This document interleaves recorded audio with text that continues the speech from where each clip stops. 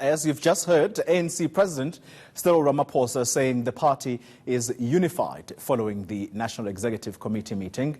This is despite divisions over Derek Hanekom. Now, the former minister admitted, you'll recall, to working with the EFF to help oust former President Jacob Zuma.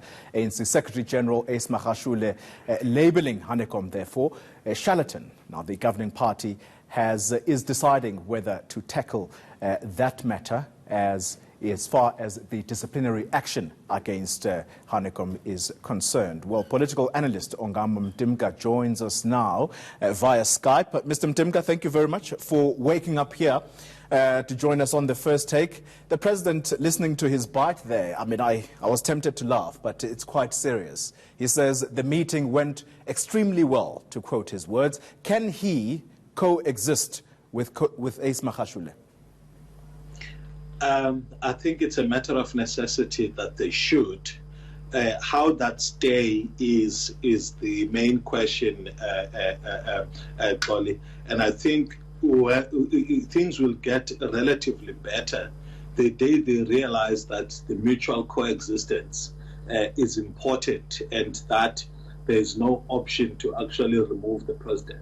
As long as there are agitations and beliefs that the NGC next year can still be changed into a conference that can pronounce on the suitability of the president to continue, you are going to have moments throughout now until then where you find that there's challenges to the authority of the president and people are agitating for changes in leadership. Mr. Mtimka, one columnist, Peter Bruce, writing this weekend that the DA-EFF nexus is desperate to see the Zuma faction back in government, and that's why you see the storm around President Cyril Ramaphosa's leadership, particularly in government at the moment. Is that the same way you're seeing it, or is Peter Bruce taking it too far?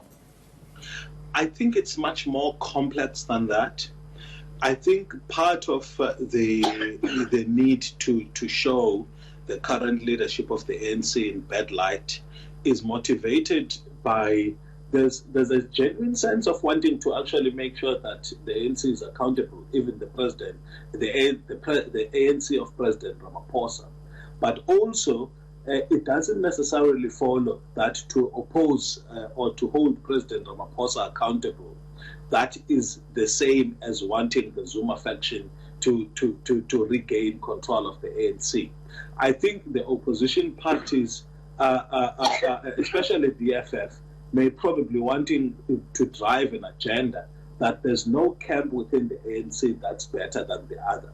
That perhaps may be what the attempt is, not necessarily that they are playing directly in the political gambits of the comeback camp within the ANC. I think that would be giving the ANC too much influence in terms of what the opposition may want, also giving the opposition too much credit.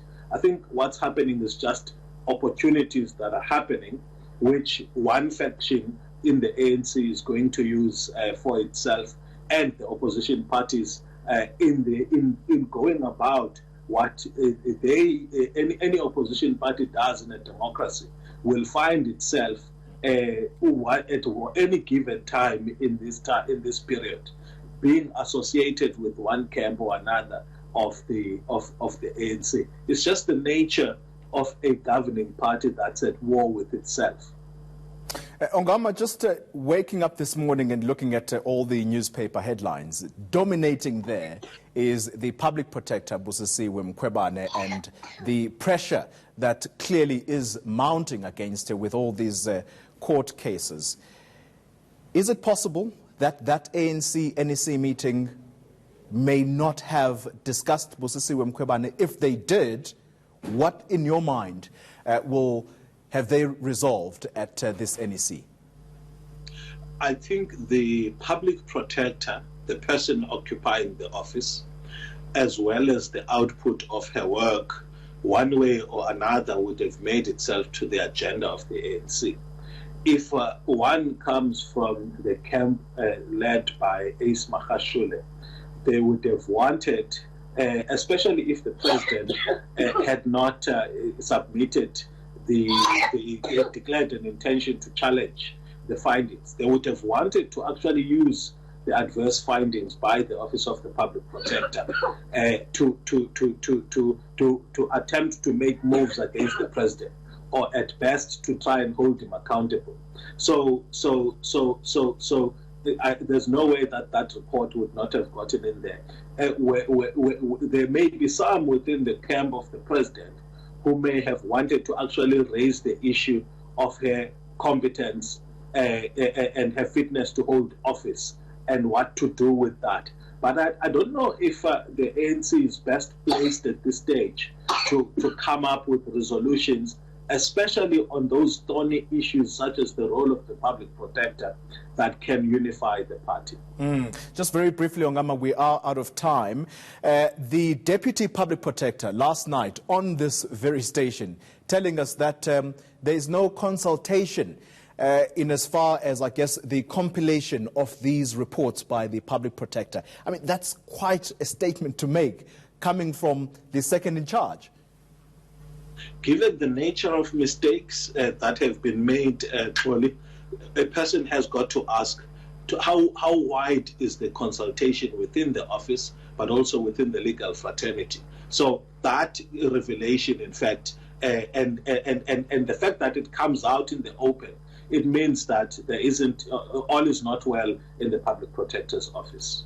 Mr. Mtimka, thank you very much for waking up with the first take here, and please take care of that young man. I know him, the one who's coughing behind you there.